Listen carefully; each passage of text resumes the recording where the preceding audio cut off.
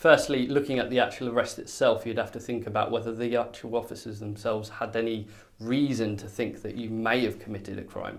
Of course, certainly from your perspective, you're going to be thinking, why have I been arrested? I haven't done anything. And so looking at perhaps why they might have thought you did it might be that someone's made a report against you, could be a neighbour that perhaps you're not getting on well with.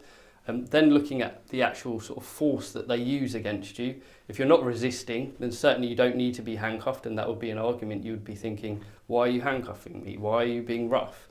So looking at the actual force itself, decide whether you think that counts as excessive within the context of what you're offering back, or perhaps the lack of violence that you're offering back to the officers.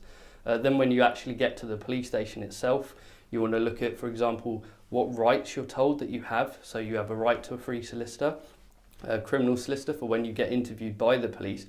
My advice generally is don't be interviewed by yourself. It's always worth having another person there to give you a bit of advice, or even if it's just to ask a second opinion on. So certainly when it comes to the custody side of things, looking at, for example, are they giving you suitable meals? Are they giving you water? Are they attending to your needs, giving you phone calls to your family? Now, of course, that has to be balanced with the reality of, it being a custody suite. Police officers are busy and they can't attend to everyone's needs straight away. But you've got to decide yourself whether you think certain amounts of time are reasonable and you should have been allowed a phone call, for example, by that particular point. So they're the kind of obvious things to look out for. If you have any queries, please call me on 020 8492 2290. And if you found this video helpful, please share it.